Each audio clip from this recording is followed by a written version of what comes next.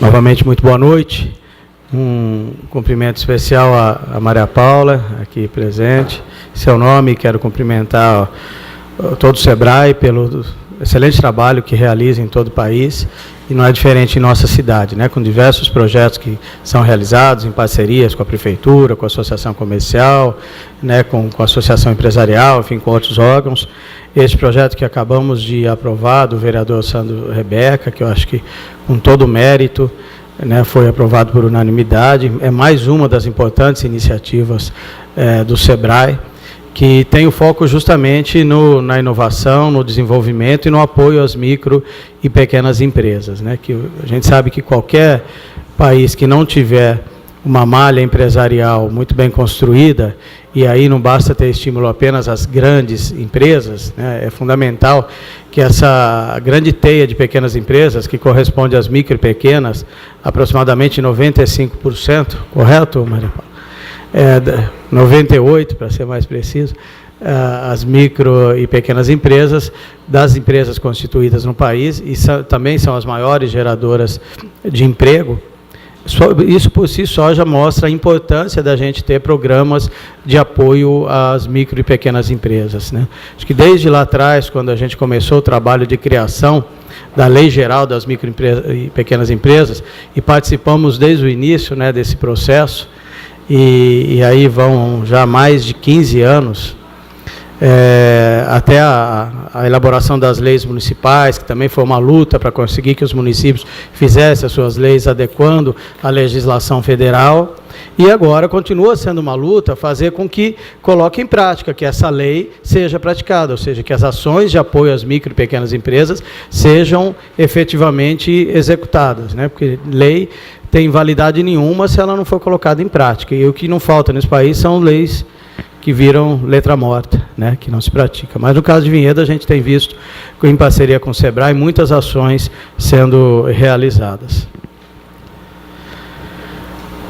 Senhor presidente, eu gostaria de comentar também brevemente, até iria falar na justificativa do voto, mas acabou naquele momento passando, até porque a população aqui presente, o público aqui presente e quem nos acompanha também pela internet, às vezes fica sem entender bem o que está ocorrendo. O vereador Rubens Nunes já deu uma breve explicação, mas eu gostaria só de voltar ao tema aqui do decreto legislativo que hoje foi aprovado e que gerou toda uma discussão, e talvez as pessoas tenham visto um posicionamento, a princípio, a contrário ao decreto, e posteriormente todos votaram aqui favoravelmente. Por quê? Porque nós não tínhamos, né, quem se manifestou contrário, informação que nos desse embasamento para votar favoravelmente, pelo menos ao meu ver, né? Como eu disse aqui, um decreto legislativo que concede uma honraria é algo muito importante, né? É uma honra para a pessoa receber. E simplesmente vir sem saber a justificativa por que vir aqui e retirar, né, aprovar a retirada, eu jamais votaria favorável sem ter o embasamento, seja quem for a pessoa. E a princípio, pela numeração que a gente tinha, a numeração do projeto de decreto legislativo, depois que ele foi aprovado e se tornou o decreto, ela foi alterada. Normalmente é mantida, mas foi alterado e o número que passou a valer foi outro. Logo, o que a gente entendeu pela numeração, quando a gente viu o número do projeto, referia-se a uma outra pessoa. E é uma outra pessoa que todos nós não entendemos porque não vimos motivo para ser retirada aquela honraria. Mesmo que eventualmente tivesse qualquer questão pessoal entre quem apresentou e essa pessoa, na medida que a Câmara aprovou, passa a ser a homenagem da Câmara, né? E nós que votamos a favor, não teria porquê. Então, se tivesse anteriormente ao projeto, a apresentação do projeto, nos explicado, de fato, discutido o projeto, quem é, por que está sendo propondo a retirada, eu tenho certeza que teria evitado toda essa situação, né? Então, por isso, acho que só mostra que o diálogo sempre cabe. Sempre é a melhor saída para qualquer situação, independente de situação, oposição, de divergências, de convergências, conversar, dialogar, expor, sempre é o melhor caminho, né? A gente teve toda essa celeuma, essa situação, por isso, né? Por uma confusão e uma falta de explicação, de entendimento do porquê. Na medida que a gente pôde verificar quem de fato era a pessoa e quais os motivos que levaram a isso, foi consenso entre todos que seria de fato melhor para casa, mais prudente, gente fazer a retirada nesse caso, que é um caso muito especial, né? Nessa casa talvez nunca tinha tido uma retirada de honraria, mas talvez nunca tinha tido um fato excepcional que aconteceu entre o momento que foi aprovado e agora, um fato posterior à aprovação. Um minuto rapidinho, uma parte. Claro, vereador. Vereador Marquinhos, o senhor falou uma coisa muito séria, é a questão da falta do diálogo, da conversa e da troca de informações. Nós estamos vivendo um momento na cidade de Vinhedo, e especialmente aqui nesse legislativo, que grupo A ou grupo B, como é chamado, situação e oposição, não se conversam, não se falam, e quando trocam informações, sai farpa, só falta pegar fogo. Se você conversa com alguém do A, é porque está contra o B. Se você conversa com alguém do B, está contra o A. E é nesse nível que a gente está, infelizmente, convivendo nesse clima de Vinhedo. Você não pode ter amigos, você não pode conversar com Beltrano, com Ciclano ou com Fulano, e quando há necessidade de se dialogar, de se conversar, não se conversa nesta casa. Obrigada, vereador. Agradeço, vereador, e concordo plenamente com a vereadora. E a base de tudo, sempre digo, sempre é o respeito. Porque quando existe respeito entre as partes, independente de concordar ou não, o diálogo permanece. Quando deixa de existir o respeito, mesmo nas divergências, o diálogo fica afetado. Muitas vezes é interrompido. E isso nunca é bom para ninguém, muito menos para o município.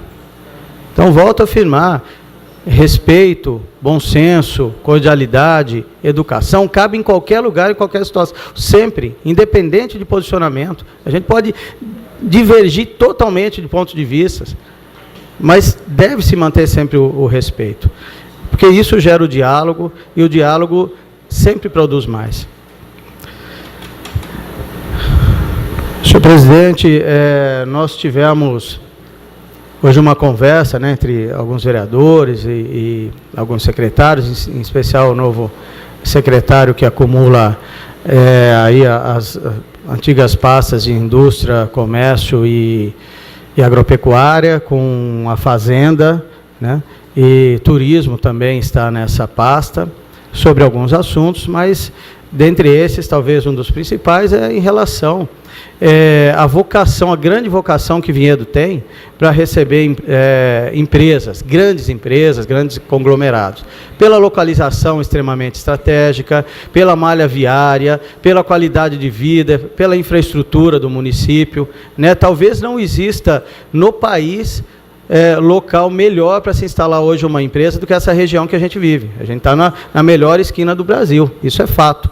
E Vinhedo está num dos pontos principais, porque ele é cortado ali pelo nosso distrito industrial, pela Miguel Melhado, que dá acesso ao maior aeroporto de carga e descarga do país, e hoje também mesmo de pessoas, pela Bandeirantes, pela Anhanguera, pertinho de um grande centro tecnológico que é Campinas, muito próximo da capital, então não é local. O que Vinhedo, que teve tempos atrás um boom de empresas, de vinda de novas empresas, que como a gente sabe, são os grandes geradores de receita para o município, a receita do município, a arrecadação do município, ao contrário do que muitos imaginam, que provém a maior parte de IPTU, não é. O IPTU é significativo, mas a maior parte, o grosso da arrecadação, provém de repasse de ICMS, das empresas aqui instaladas, sobretudo das indústrias, grandes indústrias, parte também do ISS dessas empresas.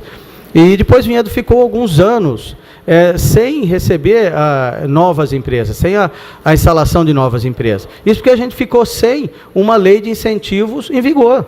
A partir do momento que nós elaboramos uma nova lei de incentivos, e uma lei de incentivos, no meu ponto de vista, boa, bem atrativa, bem equilibrada, começou novamente o município a atrair novas empresas. Recentemente tivemos o anúncio de uma grande empresa, a White Martins, né, que vai gerar muitos empregos e posteriormente, daqui a alguns anos, a arrecadação.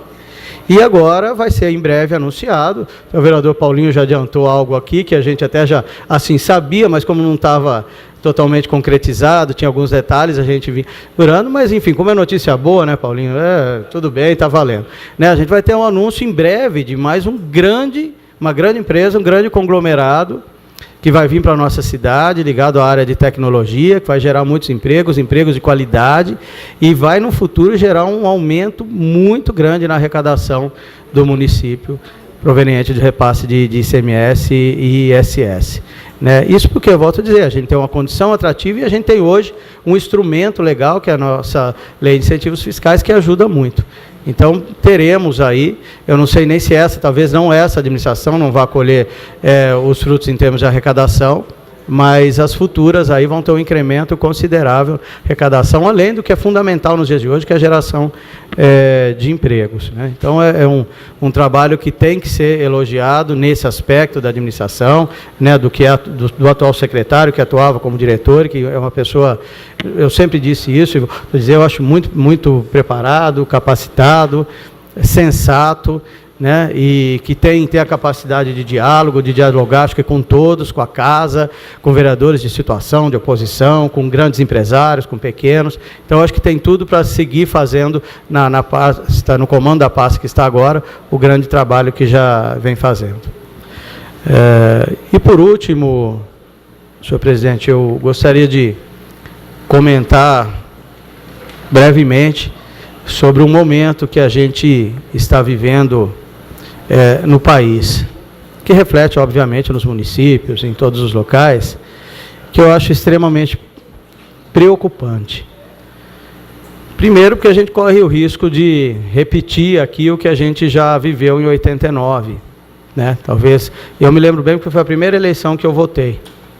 Trabalhei muito no primeiro turno para um candidato que eu acreditava muito, não passou para o segundo, no segundo acabei optando pelo que eu julgava naquele momento menos pior.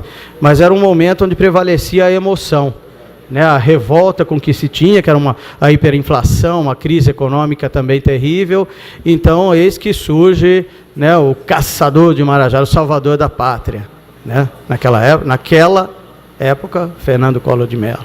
E aquela empolgação, aquela paixão, ele vai resolver tudo, ele vai acabar com a corrupção, ele ia fazer tudo. Como se um presidente governasse sozinho, não dependesse do Congresso, da Câmara. Deu no que deu. Nós estamos vivendo hoje um momento de polarização e carregado de paixão de ambos os lados. E isso é muito perigoso. Quem já estudou um pouco como se iniciam as guerras civis, que eu acho que é o pior tipo das guerras, que é o próprio povo, né, se degladiando, se matando, fica muito preocupado com o que a gente está vivendo.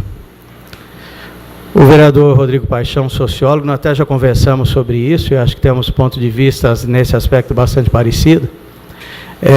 Eu acho que é muito ruim quando as pessoas vão passando dos limites, perdendo a capacidade de respeitar a opinião alheia, o ponto de vista alheio, né? E parte até para uma agressividade, por posturas assim de ruptura. Não vou aceitar o resultado, não vamos aceitar, vamos chegar ao poder de qualquer jeito, né? Isso é muito perigoso, isso é muito ruim, independente de lados, né?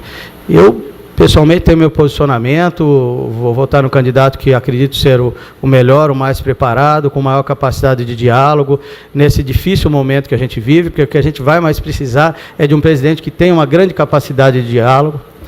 Mas, enfim, acho pouco provável que passe para o segundo turno, pelo que mostram as pesquisas, mas vou votar naquilo que acredito.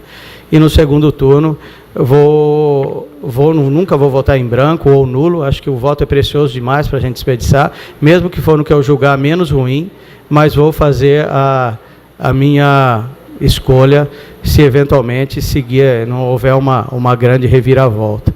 E se ainda assim não ganhar, se aconteceu o que no meu ponto de vista é o pior, ter um retrocesso ao pior que o país já viveu, eu jamais gostaria que o país voltasse a viver o que viveu aí nos últimos 10, 15 anos, acho extremamente ruim, mas ainda assim vou lamentar demais, não tenho mais idade para pensar em mudar de país, mas vamos ter que conviver e respeitar, e democraticamente trabalhar para mudar.